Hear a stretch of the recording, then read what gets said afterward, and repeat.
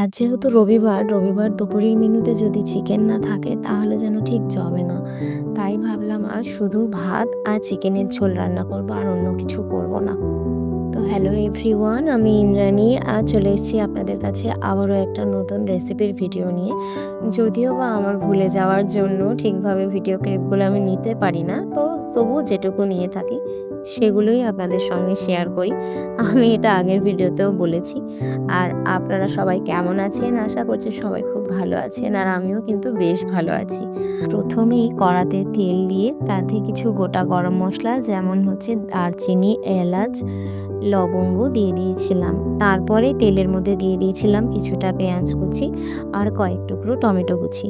তারপরে পেঁয়াজ আর টমেটোটা একটু সফট হয়ে গেলে তার মধ্যে বেশি কিছু মশলা, যেমন আদা বাটা, রসুন বাটা, পেঁয়াজ বাটা আর লঙ্কার গুঁড়ো আর কিছুটা হলুদ গুঁড়ো অ্যাড করে দিয়েছিলাম। তারপরে এইগুলোও ভালোভাবে যখন সফট হয়ে যাবে তার মধ্যে ধুয়ে রাখা চিকেনটা দিয়ে দিয়েছিলাম। চিকেনটা ছিল আজকে 1.5 কিলো মতো, আর এতে আমি 500 গ্রাম কি 600 গ্রাম মতো আলু অ্যাড করেছিলাম। আলুগুলো ভেজে তুলে রেখেছি, এটা শেষের দিকে অ্যাড করব। তো যাই হোক, ভালো করে চিকেনটা এর মধ্যে আমি কষিয়ে নিচ্ছিলাম। আর এই রান্নাটার মধ্যে আমি কোনো রকম টক দই বা অন্য কোনো পেস্ট আমি অ্যাড করিনি। হ্যাঁ, তবে কিছুটা কাজু বাটা অ্যাড করেছিলাম, তাও শেষের দিকে। সেটা আমি হয়তো ভিডিও ক্লিপে দেখাতে পারিনি, কিন্তু অ্যাড করেছিলাম। আমি চিকেনের মধ্যে কাজু বাটাটা দিতে পছন্দ করি, এতে কিন্তু চিকেনের টেস্টটা খুব ভালো হয়। অনেক সময় কিন্তু চিকেনের মধ্যে যেমন ফ্রেশ ক্রিম, মগজদানা বাটা, তিল বাটা, কাজু বাটা, টক দই এগুলো দিয়েও করি, কিন্তু আজকে ভাবলাম যে এইভাবে আর করব না। আজকে একটু ঝাল করেই রান্না করব। আর ঝাল করে রান্না করব, আর বেসিক কিছু মশলা দিয়েই করব, তাই এইভাবেই করলাম। শুধু কাজু বাটাটা দিলাম যাতে একটু টেস্টটা অন্যরকম হয়, একটু যাতে স্বাদটা ভালো হয়। তো যাই হোক, রান্নার তো আর কোনো এক রকমের পদ্ধতি হয় না, বিভিন্ন রকমের রান্না হয়, বিভিন্ন পদ্ধতিতে হয়। যে যেরকমভাবে পছন্দ করেন ওইভাবেই রান্না করেন। তো যাই হোক, তারপরে ভালো করে চিকেনটা কষিয়ে নিয়ে আর ভেজে রাখা আগে থেকে যে আলুগুলো ভেজে রেখেছিলাম সেগুলো অ্যাড করে দিয়েছিলাম।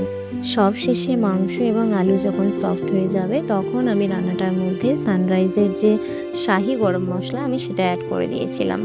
আর আমি চিকেন, ডিম, সয়াবিন রান্না করলে এই সানরাইজের মিট মশলাটাই ব্যবহার করে থাকি। এতে রান্নার স্বাদটা যেন আরও দ্বিগুণ বাড়িয়ে দেয়। তো যাই হোক, আমার রান্নাটা কেমন হয়েছে কমেন্টে কিন্তু আপনারা অবশ্যই জানাবেন। আর যদি ভালো লাগে তাহলে একটা লাইক করে পাশে থাকবেন।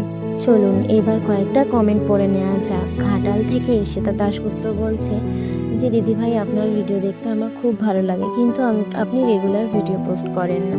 তো ঈশিতা বনু, আপনাকে অনেক অনেক ধন্যবাদ আমার এই ছোট্ট আইডিতে এসে আমার ভিডিও দেখে এত সুন্দর সুন্দর কমেন্ট করার জন্য। এবার থেকে চেষ্টা করব প্রতিদিন ভিডিও পোস্ট করার। খালনা থেকে শ্রেয়া দত্ত বলছে, বোন আপনার ভিডিও দেখতে আমার খুব ভালো লাগে, আপনি এইভাবেই এগিয়ে যান, আমরা পাশে আছি। আপনাকে অনেক অনেক ধন্যবাদ দিদিভাই। আজকের ভিডিওটা এই পর্যন্তই। আবার দেখা হবে অন্য কোনো ভ্লগে, অন্য কোনো সময়। এখনকার মতো সকলকে জানাই বিদায়।